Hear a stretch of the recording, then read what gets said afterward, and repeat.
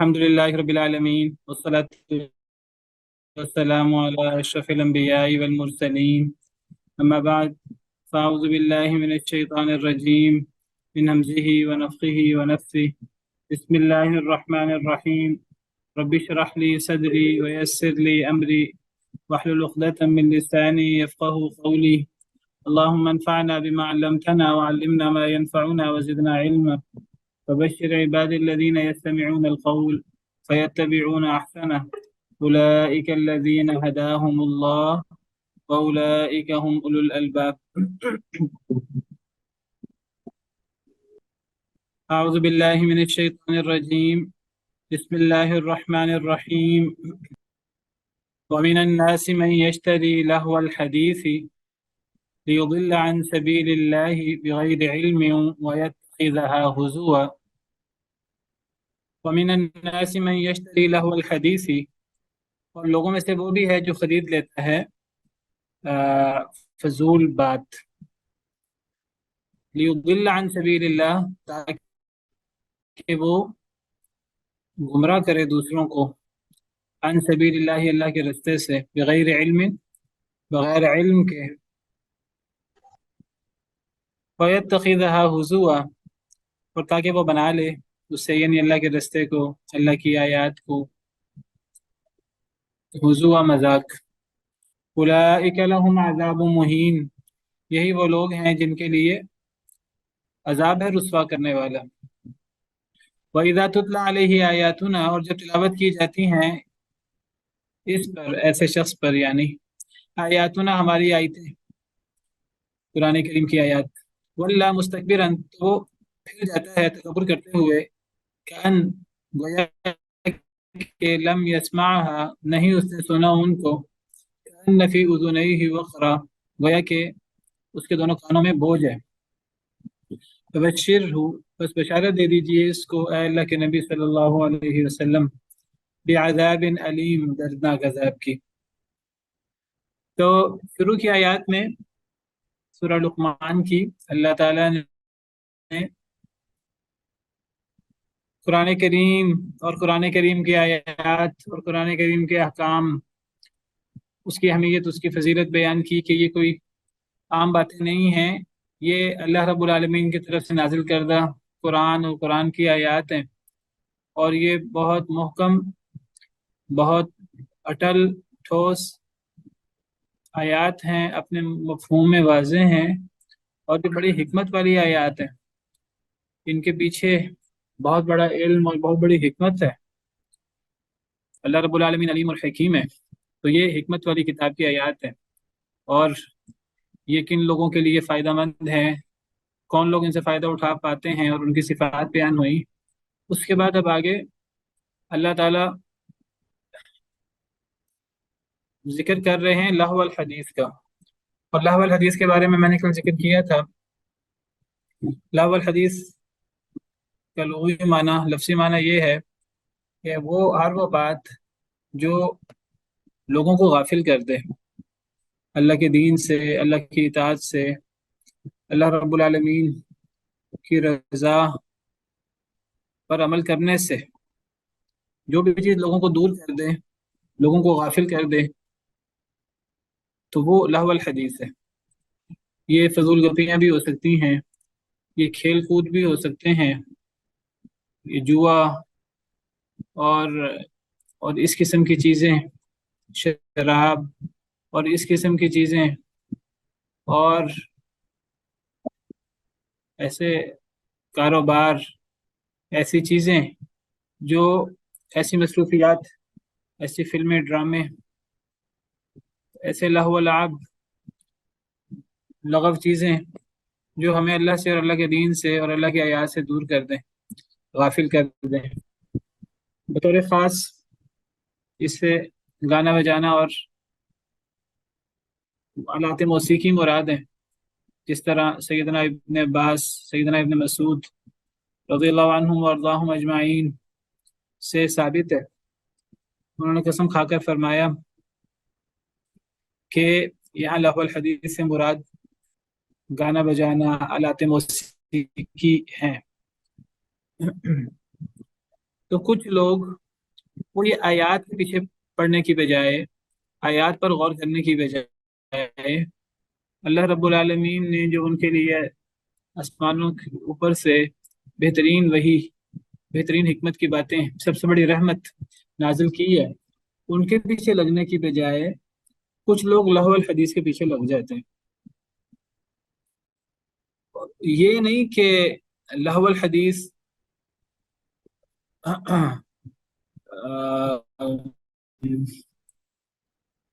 کے پیچھے وہ پڑھتے ہیں صرف، بلکہ وہ باقاعدہ لہو الحدیث کے پیچھے اتنا پڑھتے ہیں کہ گویا کہ لہو الحدیث خرید لیتے ہیں، اس کے لیے باقاعدہ ان کو قیمت دینی پڑے تو قیمت دے کر اللہ کے دین سے دوری اختیار کرتے ہیں، قیمت دے کر وہ دین سے دور ہوتے ہیں، اتنا یعنی وہ بےہودہ اور فضول چیزوں کے پیچھے لگتے ہیں کہ باقاعدہ اس کے لیے خرچ بھی کر دیتے ہیں۔ ایک ہوتا ہے عام طریقے سے کسی چیز کے پیچھے پڑ جانا، اور ایک ہوتا ہے باقاعدہ کسی چیز کو، یعنی کسی فتنے والی چیز کو، کسی گمراہ کن چیز کو مول لے لینا، خرید لینا۔ تو لوگوں میں سے وہ بھی ہیں جو خرید لیتے ہیں لہو الحدیث کو، لیضل عن سبیل اللہ، تاکہ وہ گمراہ کریں۔ لوگوں میں سے وہ شخص بھی ہے من، آپ کو پتا من اسماء موصولہ میں سے ہے، اور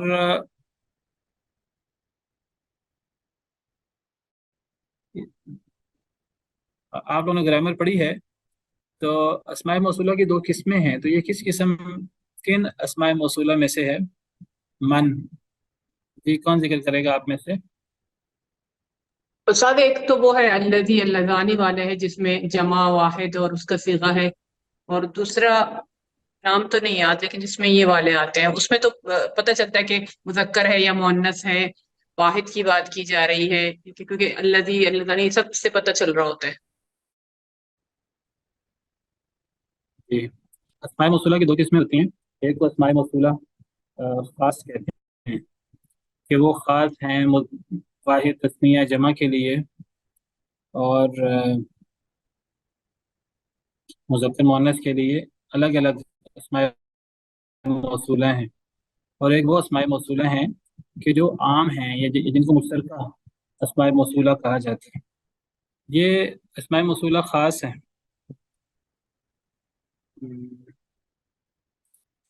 الذی، اللذانی، اللذین، الذین، اللتی، اللتانی، اللتین، اللاتی، اللائی، اللواتی، تو یہ خاص ہیں اسماء موصولہ۔ اور پھر کچھ اسماء موصولہ عام ہوتے ہیں، مشترک ہوتے ہیں، جیسے من ہے، ما ہے، ال ہے، ذا ہے، ایو ہے، تو یہ عام اسماء موصولہ ہیں۔ من عاقل کے لیے ہوتا ہے، جو کوئی بھی عاقل، ما وہ جو غیر عاقل ہو، بے جان ہو یا جاندار ہو لیکن عاقل نہ ہو، جیسے جانور وغیرہ، اور ال ہے، ذا ہے، لیکن ذا کے لیے شرط یہ ہے کہ وہ من کے بعد آئے یا ماں کے بعد آئے، من ذا، ما ذا، تو یہ اسماء موصولہ میں سے۔ اور ایک ایو، تو یہ جو ہیں یہ مشترک ہیں، یعنی یہ جو 6 صیغے ہیں، واحد مذکر، تثنیہ مذکر، جمع مذکر، واحد مؤنث، تثنیہ مؤنث، جمع مؤنث، یہ وغیرہ کے تو 6 سے آتے ہیں۔ تو یہ خاص کہتے ہیں، یہ مذکر کے لیے الگ اسماء موصولہ ہیں، مؤنث کے لیے الگ ہیں، واحد تثنیہ من ہے، یہ من سے مراد واحد مذکر بھی ہو سکتا ہے، مؤنث بھی ہو سکتا ہے، تثنیہ بھی ہو سکتا ہے، جمع بھی ہو سکتا ہے۔ تو یہاں من یہ اسماء موصولہ میں سے جو عام ہے، تو یہ من یہ کون سا صیغہ بن رہا ہے کہ واحد کا ہے، تثنیہ کا ہے، جمع کا ہے، مذکر کا ہے، مؤنث کا ہے، کون سا بن رہا ہے؟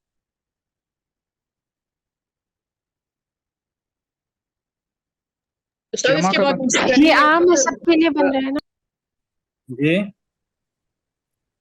استاد اس کے یہاں بعد کیا مراد یشتری ہے؟ ہے تو وہ مذکر کا صیغہ ہے نا، یشتری۔ اب یہ مذکر کا ہے تو یہ واحد مذکر کا ہے، تثنیہ کا ہے، جمع کا ہے، کس کا ہے؟ اگر یشتری کا دیکھیں، یشتری فعل سے دیکھیں تو پھر واحد مذکر کا ہوگا، واحد مذکر غائب۔ اصل میں یہ بات یاد رکھیں کے بعد سادہ آواز کٹ رہی ہے۔ عام طور پہ فعل آتا ہے تو من، نیٹ کا مسئلہ، ہمارے ہاں نیٹ کا مسئلہ آج کل ہے۔ من چونکہ لفظاً یہ واحد ہے اور مذکر ہے، تو من کے بعد جو فعل آتا ہے مضارع، فعل مضارع عام طور پر وہ واحد مذکر ہی آتا ہے۔ اس کا مطلب یہ نہیں ہوتا کہ یہاں من واحد مذکر کے لیے ہے، بلکہ دیگر سیاق و اسباق کو دیکھنا ہوتا ہے۔ اس سے پتہ لگتا ہے کہ یہاں ایک شخص کی بات ہو رہی ہے، زیادہ لوگوں کی بات ہو رہی ہے، یا مرد کی بات ہو رہی ہے کہ عورت کی بات ہو رہی ہے۔ تو سیاق و اسباق سے کیا پتہ لگ رہا ہے کس کی بات ہو رہی ہے؟ سب انسانوں کی تو عام یہاں طور پر۔ زیادہ لوگوں کی بات، یہاں زیادہ لوگوں کی بات ہو رہی ہے، ومن الناس ہے نا، وہ ناس یہ انسان کی جمع ہے، تو پتہ لگا زیادہ لوگوں کی بات ہو رہی ہے۔ اور آگے بھی اولئک لہم عذاب مہین، اس سے بھی پتہ لگ رہا ہے اولئک، یہ آپ کو پتہ ہے اسماء اشارہ میں سے ہے، اور تو یہاں جمع مذکر مراد ہے۔ تو لوگوں میں سے وہ لوگ بھی ہیں جو خرید لیتے ہیں لہو الحدیثی، بیہودہ باتیں، تو ہوتے ہیں بیہودہ باتوں کے کہ باقاعدہ، یعنی وہ اللہ سے دور کرنے کی چیزیں، چاہے وہ گانا بجانا ہو، موسیقی ٹائپ چیزیں ہوں، فلمیں، ڈرامے اور اس قسم کی چیزیں، اور لہو و لعب، ہر وہ چیز جو ہمیں دین سے دور کر دے، تو وہ باقاعدہ اس کو مول بھی خرید لیتے ہیں، باقاعدہ اس پر وقت بھی لگاتے ہیں، قیمت بھی لگاتے ہیں۔ تو لیضل عن سبیل اللہ، تاکہ وہ گمراہ کریں، ہم یہ جمع کا معنی ہی کریں گے جیسے پیچھے جمع چل رہا ہے، تاکہ وہ گمراہ کریں یعنی دوسروں کو، عن سبیل اللہ، اللہ کے راستے سے، بغیر علم، بغیر علم کے۔ تو جب بندہ اللہ کی آیات کو چھوڑ کر، اللہ کے دین کو چھوڑ کر اللہ آپ کے پیچھے لگتا ہے، تو لازماً وہ، اب یہ چیز علم کے ساتھ تو نہیں ہے، یہ چیز تو جہالت کے ساتھ ہے، اس کا علم سے کوئی تعلق نہیں ہے، تاکہ وہ گمراہ کرے لوگوں کو اللہ کے رستے سے بغیر علم کے۔ تو ایسا شخص نہ صرف یہ کہ خود اللہ و لعب میں مبتلا ہوتا ہے، بلکہ ایسا شخص پھر دوسروں کو بھی اللہ کے رستے سے بغیر علم کے گمراہ کرتا ہے، خود گمراہ نہیں ہوتا، صرف دوسروں کو گمراہ کرتا ہے۔ یہ کیسے پتہ لگا کہ یہاں خود گمراہ ہونے کی بات ہے کہ دوسروں کو گمراہ کرنے کی بات ہے؟ میم کے فتح کے ساتھ اور میم کے کسرہ کے ساتھ، یعنی من اور من کا فرق آپ کہہ رہے ہیں نعمان صاحب؟ جی سر۔ من تو اسماء موصولہ میں سے، من تو حروف جار میں سے ہے نا، من کا مطلب تو سے ہوتا ہے، تو من تو بالکل الگ ہے، اور جی جی ٹھیک ہے، وہ میں ومن الناسی کو من سمجھ رہا تھا، بالکل ٹھیک ہے۔ الگ ہے۔ من کا بھی موصولہ ہوتا ہے، من کا بھی نہیں نہیں، وہ تو یہاں بھی ہے نا، ومن الناسی، یہ من الگ ہے، من الگ ہے بالکل۔ من کا مطلب کبھی کیا ہوتا ہے، کبھی من کا مطلب تب من استفہامیہ ہوتا ہے، کبھی من کا مطلب جو ہوتا ہے تب یہ موصولہ ہوتا ہے، کبھی من کا مطلب نہیں ہوتا ہے تب یہ من نافیہ ہوتا ہے، لیکن من تو حروف جارہ میں سے ہے نا، وہ بالکل الگ ہے وہ من۔ تو میں ذکر کر رہا تھا آپ سے کہ یہ جو لہو و لعب خریدتے ہیں اور دین سے دور کرنے والی باتیں خریدتے ہیں، لہو الحدیث، تو یہ لوگ صرف خود گمراہ نہیں ہوتے، دوسروں کو گمراہ کرتے ہیں۔ یہ دوسروں کو گمراہ کرنے کا معنی کہاں سے آیا؟ لیضل، تاکہ وہ گمراہ کریں ذلہ سے سبیل اللہ، اللہ کے راستے سے۔ یہ متعدی ہے۔ ہمیں کیسے پتہ لگا کہ یہ اس کا مطلب گمراہ کرنا ہے؟ اس کا مطلب گمراہ ہونا ہے کہ گمراہ کرنا ہے؟ گمراہ کرنا۔ کیسے پتہ لگا؟ یہ باب افعال سے ہے استاد۔ یہ باب افعال سے ہے، تو باب افعال اضل یضل کا مطلب ہوتا ہے دوسروں کو گمراہ کرنا۔ اگر یہ مجرد سے ہو ضل یضل बाब ज़रबा, तब फिर ये इसका मतलब गुमराह होना होता है।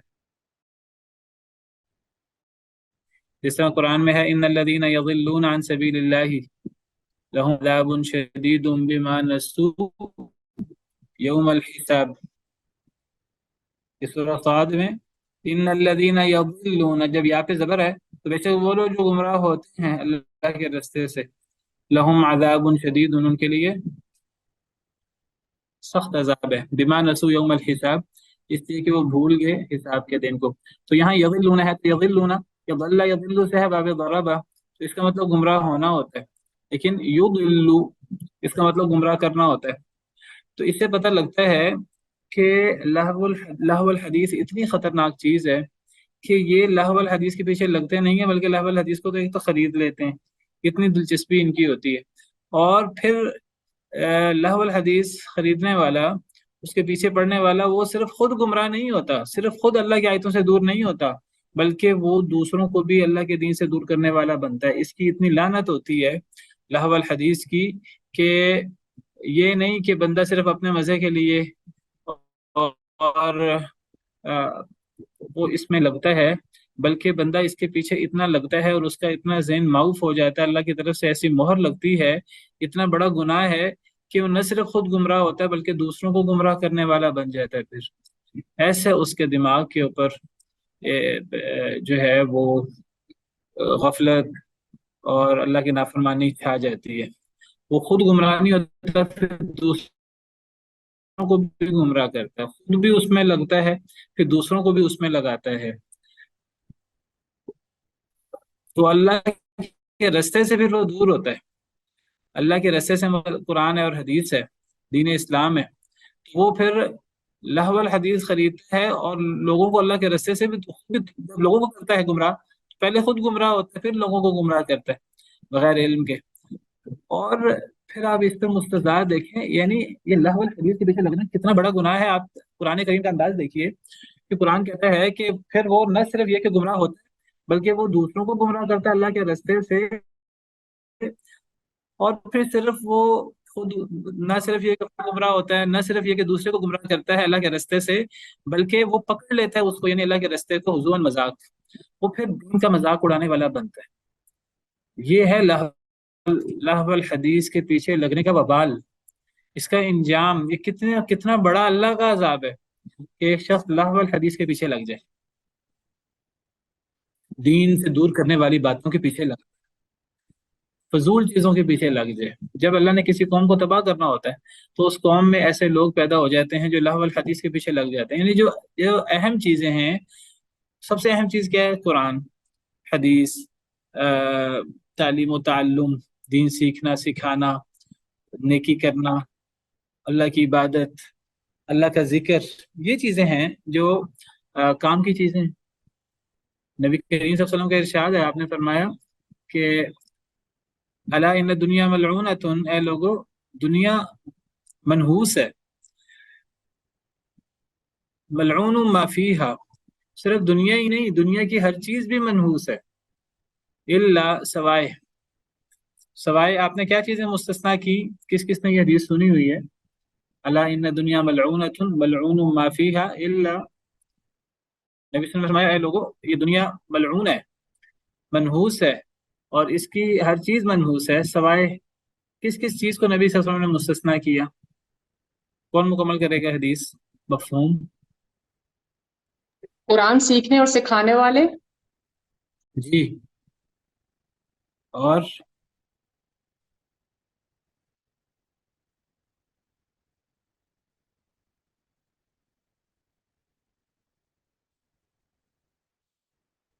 ये हदीस आपके सामने खोल रहा हूँ। सिवाय अल्लाह और उसके जिक्र के।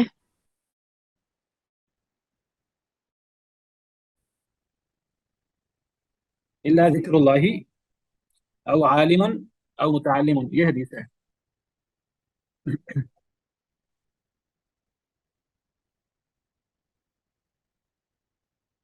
तिरमिज़ी की हदीस है, नबी सल्लल्लाहु अलैहि वसल्लम ने फरमाया,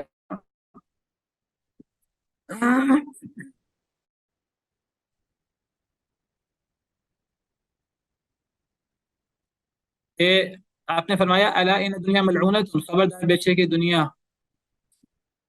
منحوس ہے، ملعون ما فیہا، اس کی ہر چیز منحوس ہے، الا ذکر اللہ، سوائے اللہ کے ذکر کے، وما والہ، اور جو اس متعلقہ چیزیں ہیں، وعالم او متعلم، اور دین سے جاننے والا، اور یعنی دین جاننے والا، دین کو سکھانے والا، او متعلم یا دین سیکھنے والا۔ تو اب یہی چیزیں ہیں کہ جو اصل کام کی چیزیں تھیں، اللہ کا ذکر، قرآن حدیث، اس سے متعلقہ چیزیں، اللہ کے ذکر سے عبادت، اور اس سے ملتی جلتی چیزیں، اللہ کو راضی کرنا، اللہ کو خوش کرنا، لوگوں کی خدمت، لوگوں کے کام آنا، یہ چیزیں تھیں کہ جو کام کی چیزیں تھیں۔ لیکن جب لوگ ان چیزوں کو چھوڑ کر لہو الحدیث کے پیچھے لگ جاتے ہیں، تو اللہ سے دور کرنے والی چیزوں کے پیچھے، تو نہ صرف یہ کہ وہ خود دین سے دور ہوتے ہیں، بلکہ لوگوں کو دین سے دور کرتے ہیں، اور صرف لوگوں کو دور ہی نہیں کرتے، خود ہی دور نہیں ہوتے، صرف لوگوں کو دور نہیں کرتے، بلکہ وہ اللہ کے رستے کو، اللہ کے دین کو بھی مذاق اور تماشا بنانا شروع کر دیتے ہیں اپنے آپ کو جسٹیفائی کرنے کے لیے۔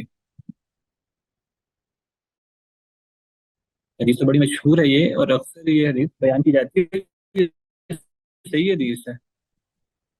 تو اللہ کے ذکر اور اس سے متعلقہ چیزیں، اور عالم اور متعلم، دیکھیں دین سیکھنا، دین سکھانا، یہ باقاعدہ یعنی ہماری زندگی کا بنیادی مقاصد میں سے مقصد ہے، ہماری زندگی کے بنیادی مقاصد میں سے ایک مقصد جو ہے وہ یعنی قرآن اللہ کی کتاب ہے۔ اس حدیث سے صوفیہ بھی ذکر نکال، کسی حدیث سے کوئی غلط معنی لیتا ہے، اب تو اس کا مطلب یہ تو نہیں ہے کہ جو اس حدیث کا صحیح معنی ہم لینا چھوڑ دیں۔ اب لوگ ضعیف حدیث بیان کرتے ہیں، تو احادیث میں لوگ ضعیف احادیث بھی موجود ہیں، اس کا مطلب یہ تو نہیں کہ ہم صحیح احادیث سے صحیح حدیث لینا چھوڑ دیں۔ لوگ قرآن کریم کا اور قرآن کریم کی آیات کے غلط مفہوم بیان کرتے ہیں، تو اس کا مطلب یہ تو نہیں کہ اب ہم قرآن کریم کی آیات سے صحیح مفہوم لینا چھوڑ دیں۔ تو اگر کسی قرآن تو کم نہیں ہو جاتی، ہمیں کیا کرنا چاہیے؟ ہمیں اس نص کا صحیح معنی بیان کرنا چاہیے۔ ہمیں زیادہ ضروری ہو جاتا ہے کہ اس کا صحیح معنی بیان کیا جائے۔ قرآن کے ایسی آیات موجود ہیں کہ دیکھیے، میں نے جیسے کہا ہماری زندگی کا مقصد کیا ہے، اگر میں ایک جملے میں ہماری زندگی کا مقصد اگر میں بیان کروں قرآن پڑھنا پڑھانا، تو یہ قرآن کریم کہتا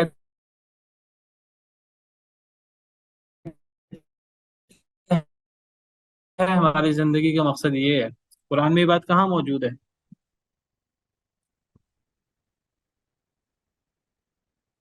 یہ دیکھیے سورہ صاد ہے، سورہ صاد کے آیت نمبر 27 ہے، 28 ہے، 49 پڑھنا بتایا ہے۔ تو قرآن کیا ہے؟ قرآن اللہ کا ذکر بھی ہے، اور قرآن کو سیکھنا اور قرآن کو سکھانا، تو یہ تو قرآن سے بھی ثابت ہے یہ بات۔ کیا بتا رہی ہیں یہ آیات؟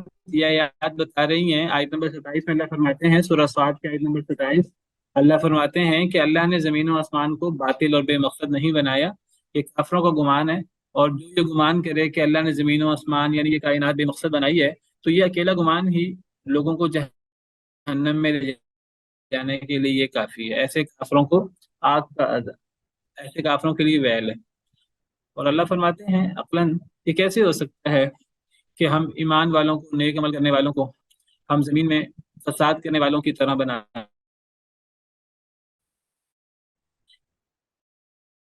یا ہم لوگوں کو فاسق و فاجر لوگوں کی طرح بنا دیں۔ کیا مطلب؟ یعنی اگر آخرت میں لوگ جو ہے برے اعمال کا نہیں دینا، اگر اچھے عمل کرنے والے برے عمل کرنے والے گدھا گھوڑا برابر ہی ہو جائیں، تو نیک عمل کرنے والوں اور برا کام کرنے والوں میں فرق ہونا چاہیے۔ تو کیا اللہ تعالیٰ نیک عمل کرنے والوں کو، ایمان لانے والوں کو، اور زمین میں فساد کرنے والوں کو اللہ ایک جیسا بنا دے؟ کیا اللہ تعالیٰ متقی لوگوں کو فاسق و فاجر لوگوں کی طرح بنا دے؟ یہ کیسے ممکن ہے؟ یہ تصور بھی کیسے کیا جا سکتا ہے؟ یہ کہنا کہ دنیا بے مقصد ہے، یہ کہنا دنیا زمین و آسمان اللہ نے باطل بنائے ہیں، آخرت نہیں ہے، اس کا مطلب یہ بنتا ہے۔ تو اللہ فرماتے ہیں کہ یہ چیز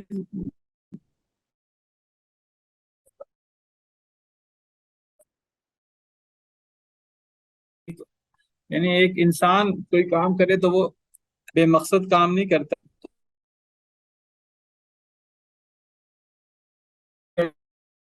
دو آیات میں زمین و آسمان کا لحاظ ہے، اللہ نے پھر لاجک کے ساتھ بات کی، اور پھر اللہ تعالیٰ مقصد بیان کرتے ہیں۔ وہ مقصد کیا ہے؟ مقصد کتاب اللہ ہے۔ ایک جملے میں کتاب انزلناہ الیک، کتاب ہے جس کو ہم نے نازل کیا ہے آپ کی طرف، بڑی بابرکت کتاب ہے۔ کیا مقصد ہوا؟ یعنی قرآن، جی آپ میں سے کوئی بیان کریں آن لائن لوگوں میں سے، سمجھ آ رہی کہ نہیں آ رہی؟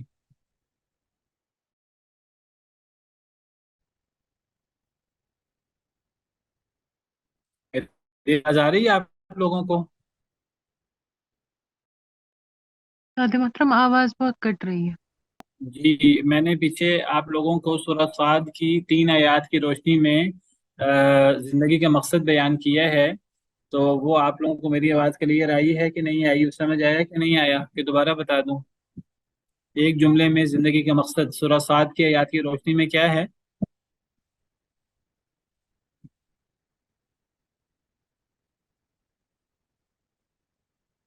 سر یہ والی آیت جو ابھی جس پہ ہائی لائٹ ہے،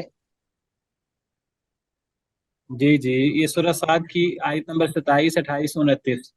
میں نے بتایا کہ آیت نمبر 27 میں سورہ صاد کی اللہ تعالیٰ نے فرمایا کہ ہم نے آسمان و زمین کو بے مقصد اور باطل پیدا نہیں کیا۔ زمین و آسمان کو بے مقصد اور باطل کون کہتا تھا؟ اصل میں وہ لوگ جو کہتے تھے کہ مرنے کے بعد کی زندگی نہیں ہے، مرنے کے بعد بس ہم نے مٹی میں مل جانا ہے اور پھر ہمیں کوئی زندہ نہیں کرے گا، تو گویا کہ وہ زبان حال سے یہ کہنا چاہتے تھے کہ مرنے کے بعد کوئی زندگی نہیں ہے۔ اگر مرنے کے بعد کوئی زندگی نہیں ہے تو گویا کہ پھر زمین و آسمان اور ان کی تخلیق بے مقصد ٹھہرتی ہے۔ کیسے بے مقصد ٹھہرتی ہے؟ کیونکہ دنیا کے اندر ہر شخص کو اللہ کی طرف سے لازماً جزا یا سزا نہیں ملتی۔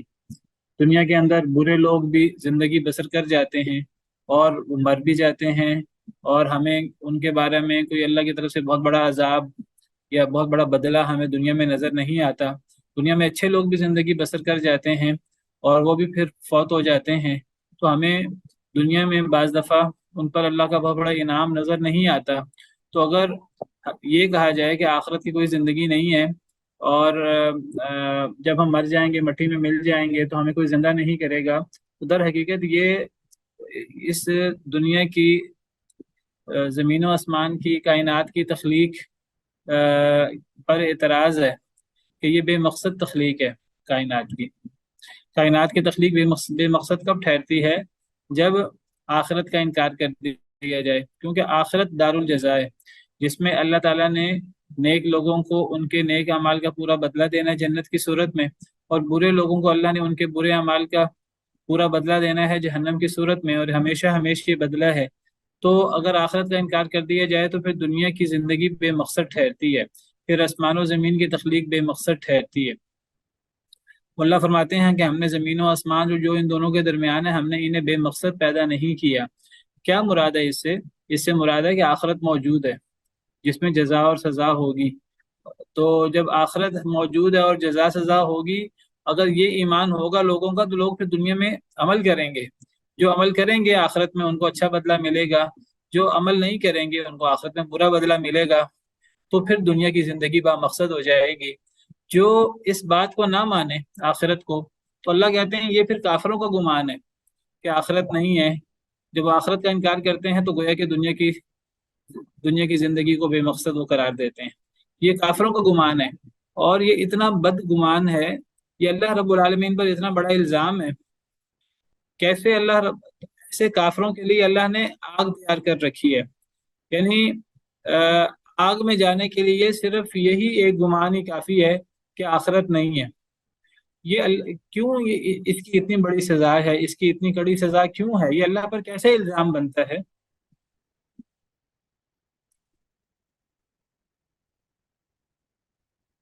جی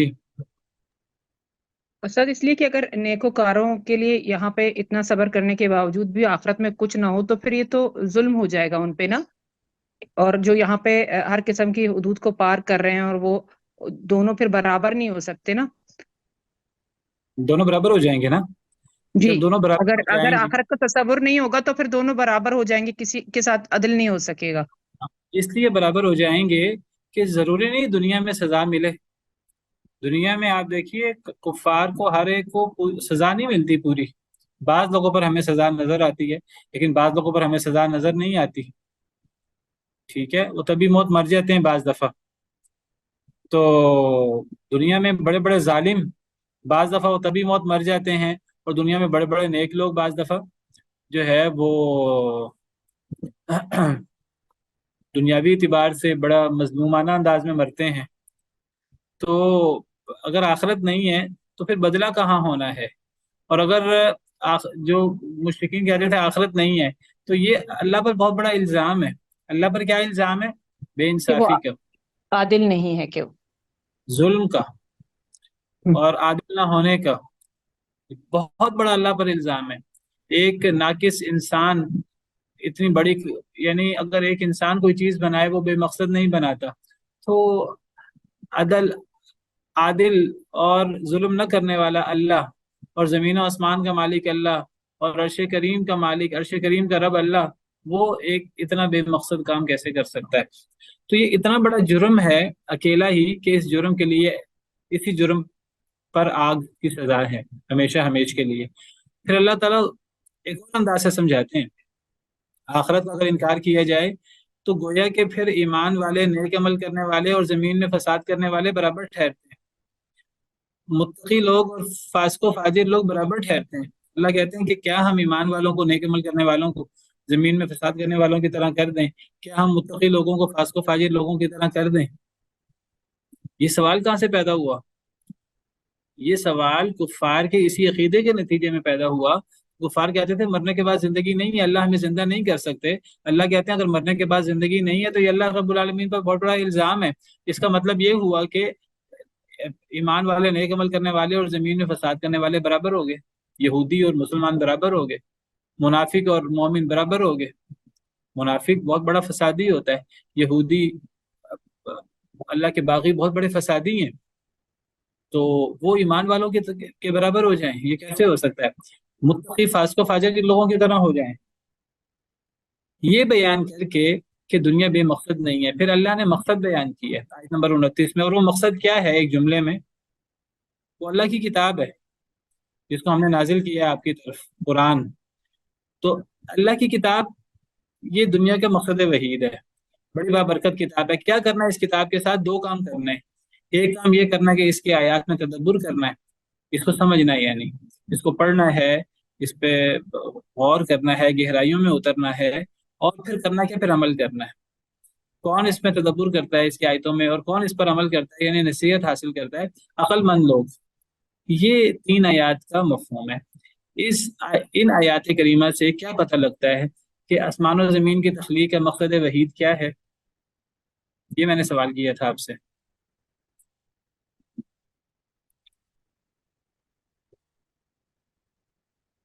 جی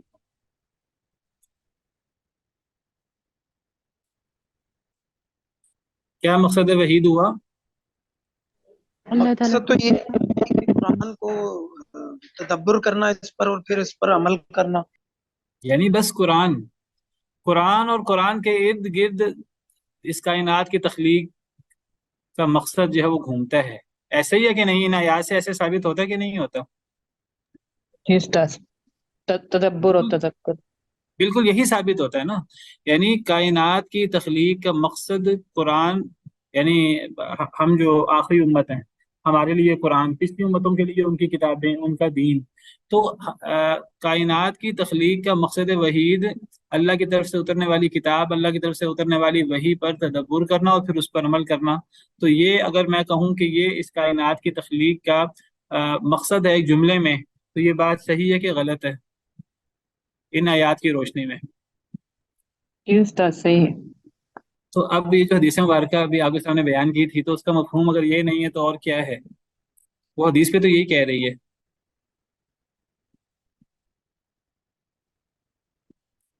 اب جو بھی چیز ہمیں اللہ کی کتاب سے دور کر دے گی، اللہ کی کتاب میں اللہ کا ذکر بھی ہے، اللہ کی کتاب میں ذکر سے متعلقہ چیزیں بھی ہیں، اللہ کی کتاب کو سیکھنا، اللہ کی کتاب کو سکھانا، یہی مقصد وحید بنانا، یہی اس کائنات کی تخلیق کا مقصد ہے.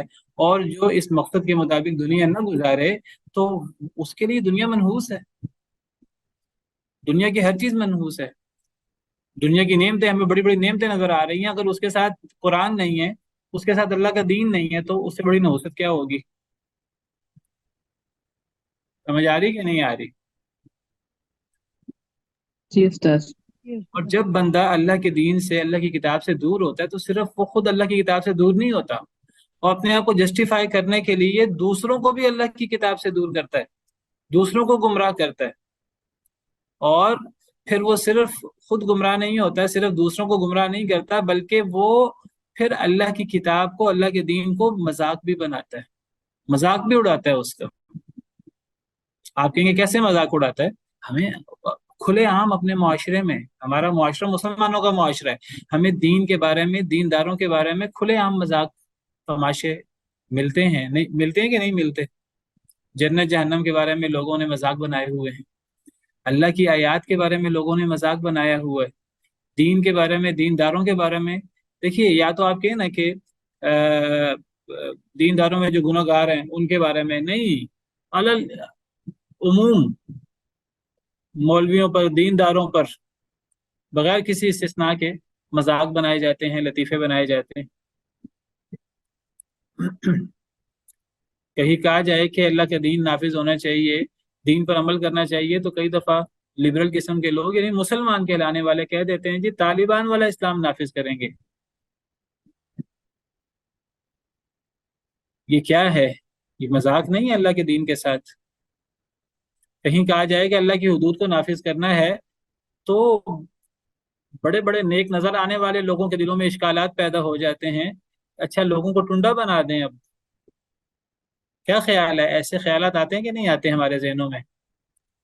استاد اب تو باقاعدہ یہ جو چینل والے جس قسم کے ڈرامے بناتے ہیں اس میں خاص طور پر دیندار کریکٹر ڈال کے اس کو اتنا نفرت آمیز بناتے ہیں، اور ڈائریکٹ کہتے ہیں کہ یہ جو ہے نا نماز پڑھنے والے، روزہ رکھنے والے ایسے منافق لوگ. یعنی باقاعدہ پہلے تو ذرا ڈھکا چھپا ہوتا تھا، اب تو باقاعدہ ایسے کریکٹر خواتین اور مردوں کے بناتے ہیں، اور پھر معاشرے کی ساری برائیاں ان میں ڈالتے ہیں، اور پھر کہتے ہیں یہ نمازی بندہ، یہ روزے والا بندہ. یعنی وہ کیا کرتے ہیں کہ وہ ایک بندہ دیندار شو کرواتے ہیں اور دنیا جہاں کی ساری برائیاں اس دیندار بندے کے اندر ہی ڈال دیتے ہیں. میں یہ نہیں کہتا دینداروں کے اندر برائیاں نہیں ہوتی، لیکن دینداروں کو اس طرح کر کے دین کو بدنام کرنا، اور ساری اچھائیاں وہ ایک بندہ جو ہے نا وہ اس طرح کر کے دیندار نہیں ہوتا تو وہ ساری اچھائیاں جو ہیں اس پہ ڈال دیتے ہیں. تو یعنی جو بندہ جب دین سے دور ہوتا ہے ایک شخص، تو وہ پھر کیا کرتا ہے؟ وہ صرف خود دور نہیں ہوتا، وہ نہ صرف خود دور ہوتا ہے بلکہ دوسرے کو دور کرتا ہے، بلکہ وہ اس دین کو تماشا بھی بناتا ہے، مذاق بھی بناتا ہے. بات پھر رکتی نہیں ہے ایک جگہ پر. تو یہ لغو الحدیث جو ہے، یہ کتنا بڑا یہ مسئلہ ہے اور کتنا بڑا اللہ کا عذاب ہے، ہم تصور نہیں کر سکتے. اور دیکھیے اللہ تعالیٰ نے اس کو، یعنی تلک آیات الکتاب الحکیم، پہلی 5 آیات ذکر کرنے کے بعد جو یعنی وہی قرآن کی بات ہو رہی ہے، ہماری زندگی کے مقصد ہے قرآن، تو اس کے بالمقابل اللہ نے لہو الحدیث کو ذکر کیا ہے. اور لہو الحدیث سے پھر صرف انسان صرف یہ نہیں کہ لہو الحدیث میں مبتلا ہوتا ہے، انسان باقاعدہ قیمت دے کے اس کو خریدتا ہے، باقاعدہ اس کے لیے وقت نکالتا ہے، ٹائم ضائع کرتا ہے اس پر، اپنا بھی، اپنے بیوی بچوں کا بھی. پھر وہ خود بھی گمراہ ہوتا ہے، دوسروں کو بھی گمراہ کرتا ہے، اور پھر باقاعدہ دین کو مذاق بھی بناتا ہے. اولئک لہم عذاب مہین، یہی وہ لوگ ہیں ان کے لیے ایسا عذاب ہے جو انہیں ذلیل کر کے، رسوا کر کے رکھ دے گا. ان چیزوں کو کبھی لائٹ نہیں لینا چاہیے، بے دینی کو کبھی لائٹ نہیں لینا چاہیے. یہ ایسا عذاب قیامت کے دن، وَبَدَا لَهُم مِّنَ اللَّهِ مَا لَمْ يَكُونُوا يَحْتَسِبُونَ، یعنی اللہ کی طرف سے وہ چیزیں ظاہر ہوں گی کبھی انہوں نے توقع بھی نہیں کی ہوگی. یہ سمجھتے ہوں گے کہ آخرت ہے ہی نہیں، اگر آخرت ہے بھی تو دنیا میں بھی تو نعمتیں مل جاتی ہیں، آخرت ہوگی تو آخرت میں بھی نعمتیں ہوں گی. لیکن آخرت میں ایسی ایسی پکڑ ہوگی اللہ کی طرف سے، اللہ معاف کرے، اللہ کے نافرمانوں کے لیے، اللہ کے دین کے باغیوں کے لیے، کہ کوئی تصور نہیں کر سکے گا۔ وَإِذَا تُتْلَىٰ عَلَيْهِ آيَاتُنَا، جب ایک بندہ لہو الحدیث میں مبتلا ہوتا ہے، خاص طور پر یہ جو گانا بجانا، موسیقی وغیرہ، یہ بعض دفعہ بعض لوگ اس کو بہت لائٹ لیتے ہیں، لوگ کہتے ہیں ان کے اندر خود کوئی خرابی نہیں ہے، ہاں اگر ان کے اندر شرک ہو، ان کے اندر فحاشی ہو، تو وہ شرک کی وجہ سے، فحاشی کی وجہ سے یہ چیزیں بری ہو جاتی ہیں۔ نہیں، ان کے اندر یہ فی نفس ہی حرام ہے، یہ فی نفس ہی ناسور ہے بہت بڑا۔ یہ بالکل ایسے جیسے کچھ لوگ زنا کو، فحاشی کو بڑا لائٹ لیتے ہیں، کہتے ہیں جی وہ اصل میں زنا فحاشی تب غلط ہے جب اس میں جبر ہو، جب زنا بالجبر ہو، تب اگر آپ اس میں رضامندی سے کوئی کر رہا ہے تو یہ کوئی اتنی بڑی چیز نہیں ہے۔ اسی طرح اگر وہ کہتے ہیں کہ اصل میں یہ موسیقی، یہ گانا بجانا، یہ کھیل تماشے، یہ تفریح، یہ چیزیں جو ہیں ان میں کیا حرج ہے، یہ تب غلط ہیں جب ان کے اندر شرک آئے، یہ تب غلط ہے جب ان کے اندر فحاشی آئے، ورنہ ان کے اندر کیا خرابی ہے؟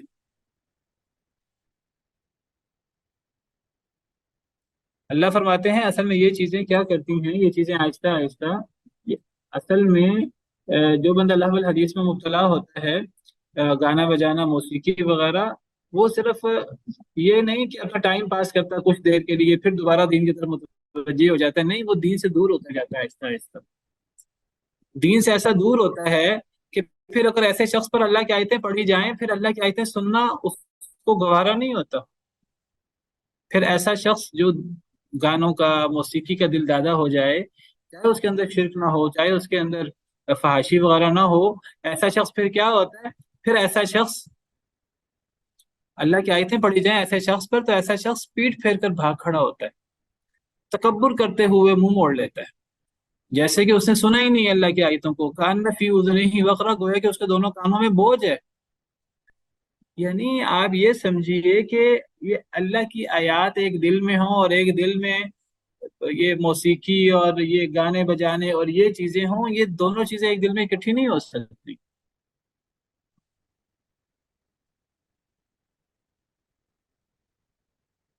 یا یہ ہوگا یا یہ ہوگا، اس کا تقابل ان آیات میں آ رہا ہے۔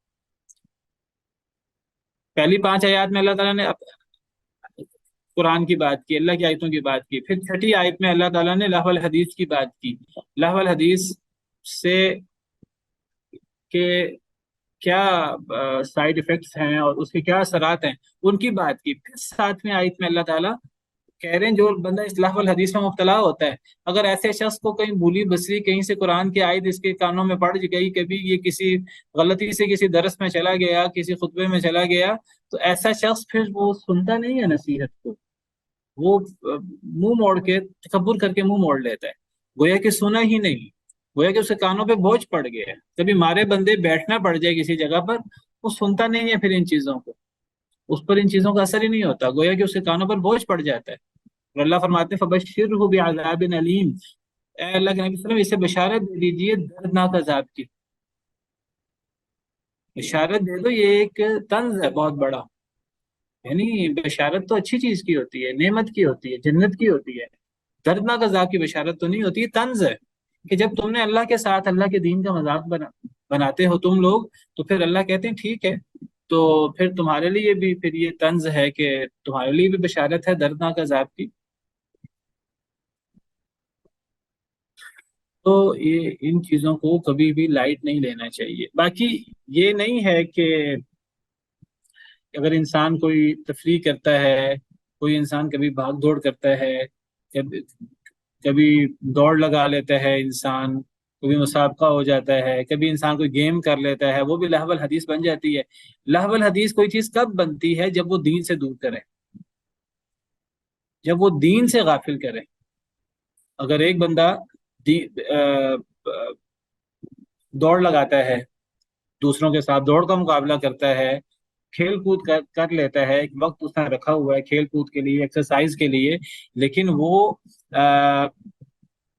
نماز وغیرہ کا اہتمام کرتا ہے، نماز کو ضائع نہیں کرتا، نماز کو آگے پیچھے نہیں کرتا، نماز کا اہتمام کرتا ہے، اپنے دیگر ذمہ داریاں سر انجام دیتا ہے، وہ کچھ وقت نکالتا ہے ایکسرسائز کے لیے، کچھ وقت نکالتا ہے بھاگ دوڑ کے لیے، کھیل کود کے لیے، تو اگر وہ کھیل کود فی نفسی ہی حرام نہیں ہے، کچھ کھیل کود فی نفسی ہی حرام ہے، کچھ کھیل کود فی نفسی ہی حرام نہیں ہے، تو کوئی حرج کی بات نہیں ہے۔ لیکن یہ بات یاد رکھیے کہ یہ موسیقی اور موسیقی کے آلات یہ فی نفسی ہی حرام ہے، ان کے حرمت کے لیے کوئی یعنی شرک ہوگا ان کے اندر کوئی فحاشی ہوگی تو یہ حرام ہوں گے، ورنہ نہیں نہیں، یہ فی نفسی ہی حرام ہے۔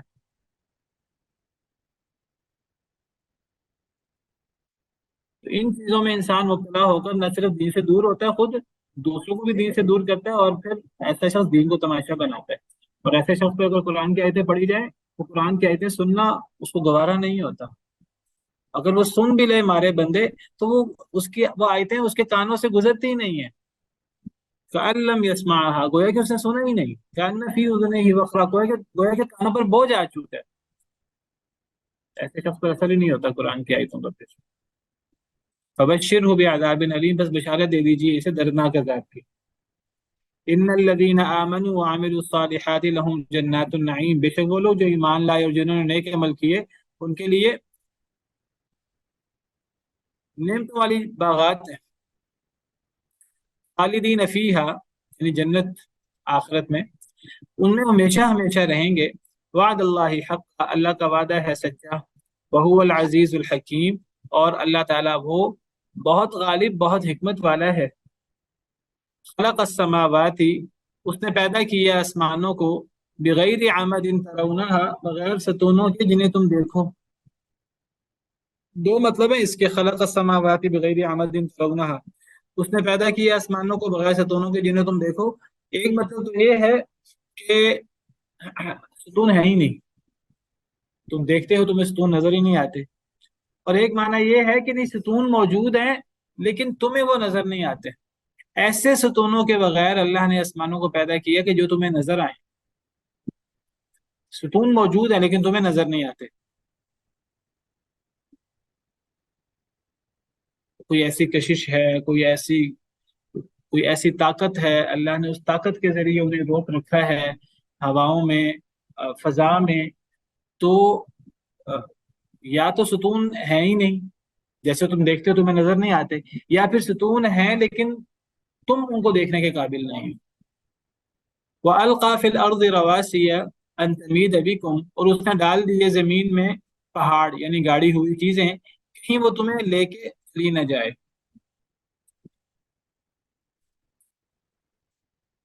تو اللہ نے زمین میں پہاڑ گاڑے، کیوں گاڑے؟ کہ پہاڑوں کی وجہ سے زمین سٹیبل ہے، زمین قرار والی ہے، اگر پہاڑ نہ ہو تو زمین میں زلزلے رہیں، اور زمین جو ہے نا وہ چاہے قرار نہ ہو، وہ جمی نہ رہے ایک جگہ پر، ہر وقت اس میں زلزلے اور اس میں ہر وقت حرکت اور انسٹیبلٹی ہو۔ وَبَثَّ فِيهَا مِن كُلِّ دَابَّةٍ، اور اس نے پھیلائے اس میں یعنی زمین میں، من کل دابہ، ہر قسم کے چوپائے، ہر قسم کے چوپایوں میں سے۔ وَأَنزَلْنَا مِنَ السَّمَاءِ مَاءً، اور ہم نے نازل کیے، من السماء بلندی سے، ماءً پانی، انبتنا فیہا من کل زوج کریم، بس ہم نے اگائے اس میں یعنی اس زمین میں یعنی اس پانی کے ذریعے۔ پیچھے تفصیل سے بات ہو گئی ہے سورہ روم میں کہ بارش اللہ کی کتنی بڑی نعمت ہے، کتنی بڑی قدرت ہے بارش، اور اس بارش سے کس طرح زمین مردہ سے زندہ ہوتی ہے، اس بارش سے کس طرح مردہ زمین سے فصلیں اور باغات لہلہاتے پیدا ہوتے ہیں۔ تو اللہ اسی کی طرف اشارہ کر رہے ہیں، اللہ اپنی قدرت، اپنی توحید کے دلائل بیان کر رہے ہیں، اپنی عظمت اور شان بیان کر رہے ہیں، اور اللہ تعالیٰ ہمیں دعوت دے رہے ہیں کہ اے لوگوں، جب تم قرآن کو چھوڑ کر، دین کو چھوڑ کر تم لہو الحدیث کی طرف لگتے ہو تو تم کس شان والے رب کو چھوڑ کر تم شیطان کے پیچھے لگتے ہو؟ اللہ اور اللہ کی شان اور اللہ کی قدرت تو یہ ہے۔ اللہ فرماتے ہیں ہم نے نازل کیا بلندی سے پانی، بس ہم نے اگایا اس پانی کے ذریعے، بس ہم نے اگایا اس زمین میں، من کل زوج کریم، ہر معزز جوڑا، یعنی جوڑے سے مراد یعنی وہ اگنے والی چیزیں ہیں، سبزیاں یا پھل، تو جوڑا قسم، یہاں قسم مراد ہے زوج سے، جوڑا نہیں مانا کرنا چاہیے، قسم مانا کرنا چاہیے. ہر قسم، کریم، معزز، خوش نما، کام والی. تو اللہ نے سبزیاں پیدا کی، اور اللہ نے فصلیں پیدا کی، اور پھل پیدا کیے ہر قسم کے. یہاں زوج سے مراد قسم. ادا خلق اللہ، یہ اللہ کی تخلیق ہے. ارونی ماذا خلق الذین من دونی، تو بس دکھاؤ مجھے، ماذا خلق الذین من دونی، کیا پیدا کیا ہے ان لوگوں نے جو اللہ کے علاوہ ہیں. تم نے اللہ کے علاوہ شریک بنا رکھے ہیں، تو تم کیسے اللہ کے علاوہ اوروں کو شریک بنا لیتے ہو، کیسے معبود بنا لیتے ہو. معبود ہونے کے لیے تو خالق ہونا ضروری ہے، اور اللہ نے تو بڑی بڑی چیزیں تخلیق کی ہیں. تم بتاؤ کہ تم نے اللہ کے بالمقابل جو معبود بنائے ہیں، جو شریک بنائے ہیں، انہوں نے کوئی مکھی بھی بنائی ہو، کوئی مچھر بھی بنایا ہو، کوئی چھوٹی سی چھوٹی چیز بنائی ہو، تو ذرا بتاؤ انہوں نے کیا بنایا ہے. اللہ نے تو یہ بڑی بڑی چیزیں بنائی ہیں. یہ آسمان زمین، اللہ نے یہ آسمانوں کو بغیر ستونوں کے، زمین اور زمین پر پہاڑ، اور یہ آسمانوں سے پانی، اور یہ خوشنما باغات، یہ اللہ کی تخلیق ہے. تو مجھے دکھاؤ کہ جو اللہ کے علاوہ دیگر جن کو تم معبود قرار دیتے ہو، انہوں نے کیا پیدا کیا ہے. بل الظالمون فی ضلال مبین، بلکہ ظالم لوگ واضح گمراہی میں ہیں. اسی پر بس کرتے ہیں. سبحان ربک رب العزت عما یصفون وسلام علی المرسلین والحمد للہ رب العالمین.